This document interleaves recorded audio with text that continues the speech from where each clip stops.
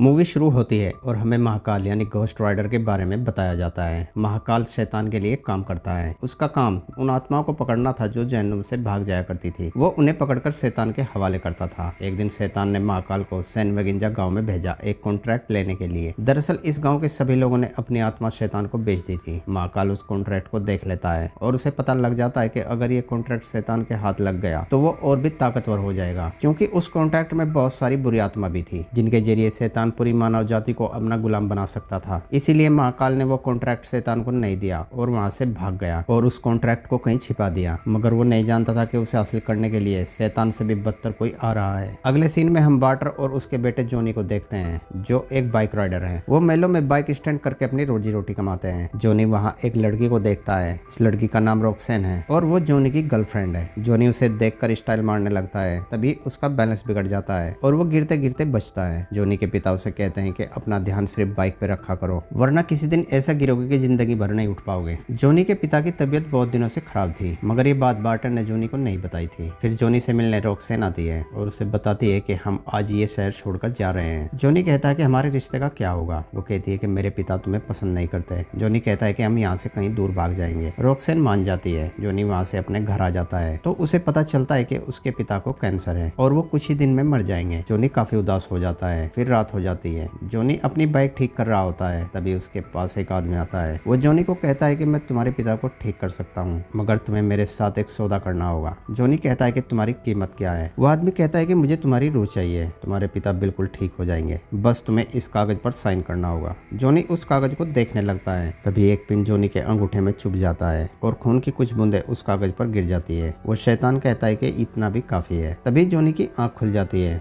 और वो सोचता है कि वो कोई सपना देख रहा था। तभी जोनी के पिता उसके पास आते हैं और उसे बताते हैं कि मैं बिल्कुल ठीक हूँ, मैंने सुबह ही अपनी रिपोर्ट कराई थी, मेरा कैंसर अचानक बिल्कुल ठीक हो गया है। और वो कहता है कि चलो हमें स्टंट करना है, मगर जोनी उसे मना कर देता है और कहता है कि मैं और रॉक्सेन आज यहाँ से भागकर नई जिंदगी शुरू करने जा रहे हैं। जोनी के पिता उसे अपनी सबसे बेहतरीन बाइक देते हैं और कहते हैं कि खुश रहना मेरे बेटे, और वहाँ से चले जाते हैं। जोनी के पिता जैसे ही स्टंट करते हैं वो शैतान उसे मार देता है। बाहर शोर सुनकर जोनी अपने पिता के पास आता है, मगर वो मर चुके होते हैं। जोनी वहाँ उस शैतान को देखता है जो दूर खड़ा हंस रहा होता है। जोनी बहुत डर जाता है और वहाँ से भागने लगता है। तभी वो शैतान उसके सामने आ जाता है और जोनी से कहता है कि तुम्हें सब भूलना होगा, अपने यार, रिश्तेदार, यहाँ तक कि अपने प्यार को भी, और कहता है कि एक दिन मैं तुम्हारे पास आऊंगा जब मुझे तुम्हारी जरूरत होगी। ये कहकर वो शैतान वहाँ से चला जाता है। जोनी समझ जाता है कि वो बहुत बुरी तरीके से फंस चुका है। जोनी रॉक्सन को भी छोड़ देता है जो उसका इंतजार कर रही थी। फिर कई साल बीत जाते हैं और हम जोनी को देखते हैं जो अब वर्ल्ड का बेस्ट राइडर बन गया है और आज उसे 20 गाड़ियों के ऊपर से अपनी बाइक को जंप कराना है। जोनी इस स्टंट को आराम से कर देता है। इस स्टंट के बाद जोनी की जय जयकार होने लगती है।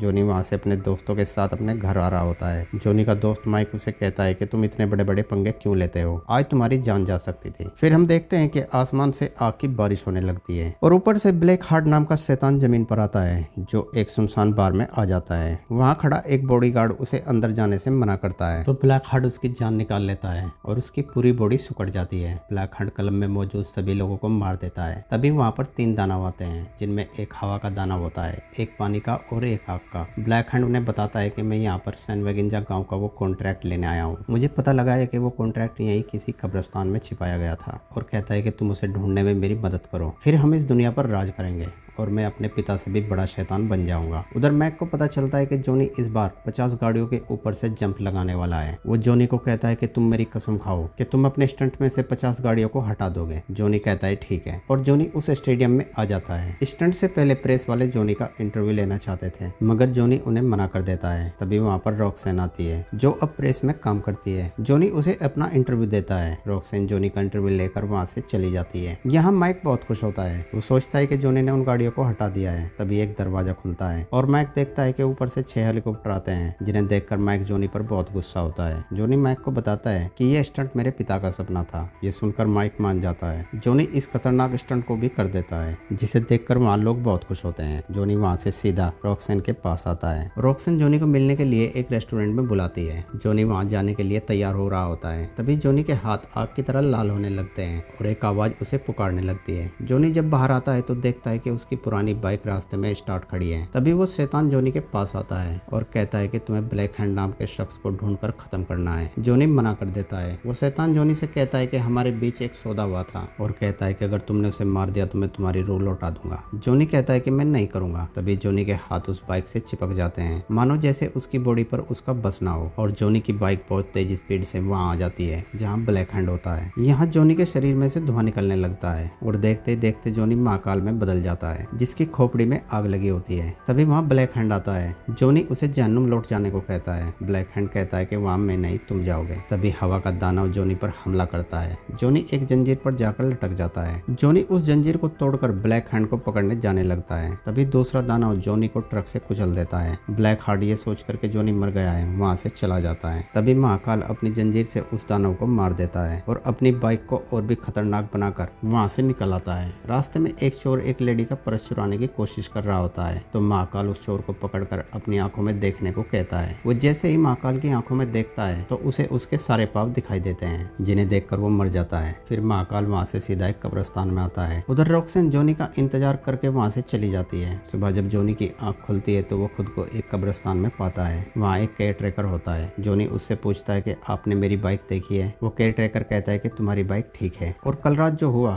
वो कोई सपना नहीं बल्कि हकीकत था। जॉनी उससे पूछता है कि आप कौन हो? वो जवाब देता है कि सवाल ये नहीं कि मैं कौन हूँ, सवाल ये है कि तुम कौन हो। तुम एक घोस्ट राइडर यानी महाकाल हो। और कहता है कि जैसा कल रात हुआ ऐसा बार बार होगा। जॉनी उसकी बातों को नजरअंदाज करके वहाँ से जाने लगता है। तभी वो केयर ट्रेकर उसे कहता है कि वो तुम्हें देख चुका है, तुम मेरी मदद के बगैर ज्यादा दिन जिंदा नहीं रह सकते। मगर जॉनी उसकी बात नहीं सुनता। तभी वो केयर ट्रेकर कहता है कि सौदा किया है तो भुगतना तो होगा। ये सुनकर जॉनी रुक जाता है। उधर सीबीआई ने कल रात के हादसे की छानबीन शुरू कर दी होती है। उधर वो आदमी जॉनी का जख्म सील रहा होता है क्योंकि जब महाकाल यानी घोस्ट राइडर ब्लैक हैंड को पकड़ने गया था तो एक दानव ने महाकाल के पीठ में चाकू घुसा दिया था। वो आदमी जॉनी को बताता है कि महाकाल शैतान का शिकारी है। जो आत्माएं जहन्नुम से भागती हैं वो उनका शिकार करता है। जॉनी उसे बताता है कि कल रात एक मुजरिम था जिसकी सारी बुराई मुझे दिख रही थी। मैंने उसकी बुराई को उसी के खिलाफ करके उसे मार दिया। वो केयर ट्रेकर जॉनी को कहता है कि वो महाकाल का सबसे बड़ा हथियार है जो हर महाकाल के पास होता है। जॉनी उसे कहता है कि क्या कोई और भी थे जो महाकाल होने की सजा पा रहे थे? वो आदमी हाँ में जवाब देता है और बताता है कि आखिरी वाला 150 साल पहले जो सैन वगिंजा गांव में रहता था और बताता है कि वो गांव बहुत अच्छा था, वहाँ के सब लोग अच्छे थे। फिर एक दिन एक अजनबी आया जिसने गांव वालों को कई झूठे वादे किए। गांव वालों ने लालच में आकर उससे एक सौदा कर लिया। फिर सारा गांव खून में डूब गया पर उनकी आत्माएं अब भी उसी गांव में कैद हैं। जॉनी उसे थैंक्स कहकर वहाँ से चला जाता है। रास्ते में जॉनी देखता है कि कल रात उसने सारी सड़कें और घरों को तबाह कर दिया है। वहाँ रॉक्सन उसी लड़की से पूछताछ कर रही होती है जिसे महाकाल ने बचाया था। जॉनी रॉक्सन से मिलने आता है मगर रॉक्सन जॉनी से बहुत गुस्सा होती है क्योंकि जॉनी उससे मिलने का वादा करके वहाँ नहीं पहुंचा था। रॉक्सन वहाँ से चली जाती है। वहाँ सीबीआई को एक नंबर प्लेट मिलती है। जॉनी भी वहाँ से अपने घर आ जाता है और पुरानी किताबों की मदद से अपने अंदर की शक्तियों को काबू करने की कोशिश करने लगता है। तभी रॉक्सन उसके पास आती है और जॉनी से माफी मांगती है। अब क्योंकि जॉनी रॉक्सन को नुकसान नहीं पहुंचाना चाहता था तो जॉनी रॉक्सन से कहता है कि तुम यहाँ से चली जाओ। रॉक्सन जॉनी को कहती है कि मैं जब भी तुम्हारे पास आती हूँ तुम किसी न किसी तरह मुझे अपने आप से दूर करते हो। तुम मुझसे प्यार करते भी हो या नहीं? जॉनी कहता है कि जो कुछ मेरे साथ हो रहा है अगर मैं तुम्हें बताऊंगा तो तुम्हें यकीन नहीं होगा। रॉक्सन कहती है कि मुझे बताओ। जॉनी उसे सारी बात बताता है। वो कहता है कि मैंने अपनी आत्मा शैतान को बेच दी है और अब मैं उसी के लिए काम करता हूँ। मैं हर रात एक खतरनाक दानव बन जाता हूँ। रॉक्सन को जॉनी की बातों पर विश्वास नहीं होता और वो वहाँ से चली जाती है। तभी वहाँ पुलिस आ जाती है और जॉनी को गिरफ्तार कर पुलिस स्टेशन ले आती है। दरअसल जो नंबर प्लेट पुलिस को मिली थी वो जॉनी की बाइक की होती है। वो पुलिस वाला जॉनी से पूछताछ करने लगता है क्योंकि पुलिस को शक है कि वहाँ जो लाश पुलिस को मिली है उन्हें जॉनी ने ही मारा है। जॉनी उन्हें बहुत समझाता है कि मैंने किसी को नहीं मारा मगर वो लोग जॉनी को लॉकअप में बंद कर देते हैं। फिर रात हो जाती है और जॉनी पर महाकाल हावी होने लगता है। जिस लॉकअप में जॉनी होता है वहाँ कुछ और मुजरिम भी होते हैं जो जॉनी को परेशान करने लगते हैं। जॉनी उन्हें बहुत समझाता है मगर वो लोग जॉनी को मारने लगते हैं। तभी जॉनी महाकाल के रूप में आ जाता है और उन सबको मार वहाँ से भाग जाता है। पुलिस जॉनी का पीछा करने लगते हैं और एक ब्रिज पर घेर लेते हैं। जॉनी उस ब्रिज की ग्रिल पर अपनी बाइक को चढ़ा देता है। उधर ब्लैक हार्ट एक चर्च में आ जाता है और वहाँ के पादरी से उस कॉन्ट्रैक्ट के बारे में पूछता है मगर वो पादरी उसे कुछ नहीं बताता